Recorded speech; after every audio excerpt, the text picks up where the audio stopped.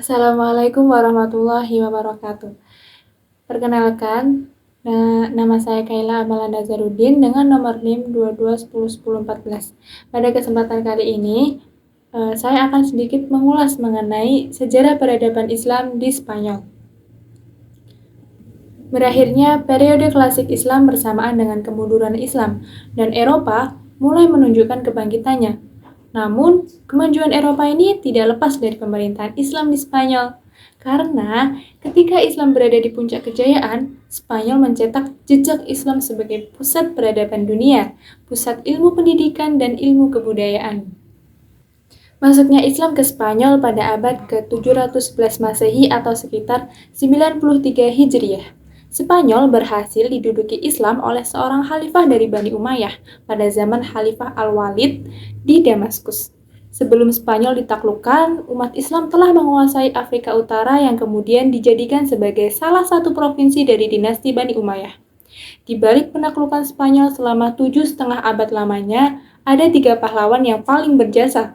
Yang pertama ada Torif bin Malik, Torik bin Ziyad, dan Musa bin Nasir. Selama peradaban Spanyol berlangsung, terdapat 6 masa atau 6 periode. Pada periode ini, Spanyol berada di bawah pemerintahan para wali yang diangkat oleh Khalifah Bani Umayyah. Stabilitas politik pada masa itu belum sempurna, jadi masih banyak ditemui gangguan-gangguan yang terjadi baik dari dalam maupun dari luar. Contoh gangguan dari dalam itu adalah perselisihan di antara elit penguasa akibat perbedaan etnis dan golongan. Sementara gangguan dari luar itu berasal dari musuh-musuh Islam yang tinggal di daerah pegunungan. Mereka tidak pernah tunduk pada pemerintahan Islam. Kemudian, pada periode ini, Spanyol menggunakan gelar Amir sebagai panglima atau gubernur pada saat itu. Tetapi, pemerintahan mereka itu tidak tunduk kepada Khalifah Abbasiyah di Baghdad. Nah, pada masa ini tuh kemajuan Islam juga mulai terlihat, seperti dibangunnya Masjid Cordoba dan sekolah-sekolah di kota-kota Spanyol. Kemudian di bidang militer ada Khalifah Hakam sebagai pembaharu dan Abdu al-Rahma al-Ausad di bidang keilmuan. Selain itu, masa ini juga masih banyak ditemui pemberontakan seperti pemberontakan fanatik dan pemberontakan kaum muslimin akibat pemberontakan di Toledo pada tahun 852 Masehi. Spanyol di bawah pimpinan Abdu al-Rahman III yang memiliki gelar An-Nasir, sampai muncul raja-raja kelompok dengan sebutan Muluk at-Tawaif. Puncak kemajuan dan kejayaan mulai terlihat, Universitas Cordoba contohnya. Jadi di Universitas Cordoba itu mulai didirikan, juga dilengkapi dengan perpustakaan dengan koleksi ratusan ribuan buku. Pada periode ini juga, gelar khalifah itu mulai dikenalkan pada tahun 929 Masehi dan kemudian dihapus pada tahun 1013 Masehi.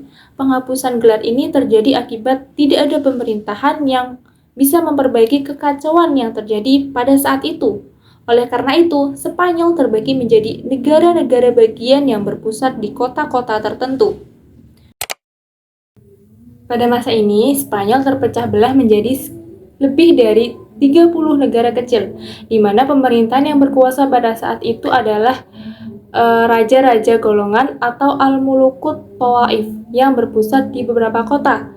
Di sisi lain, orang Kristen itu memanfaatkan momen kelemahan dan kekacauan yang terjadi untuk mengambil peluang dengan melakukan penyerangan. Pada masa ini, meskipun Spanyol masih terpecah belah menjadi beberapa bagian, tetapi masih ada 2 kekuatan Islam di sana, yaitu dinasti Murabitun dan dinasti Muwabitun. Spanyol di bawah dinasti Bani Ahmar berkuasa di daerah Granada. Peradaban pada masa ini mulai mengalami kemajuan. Akan tetapi secara politik, dinasti ini tuh hanya berkuasa di wilayah yang kecil.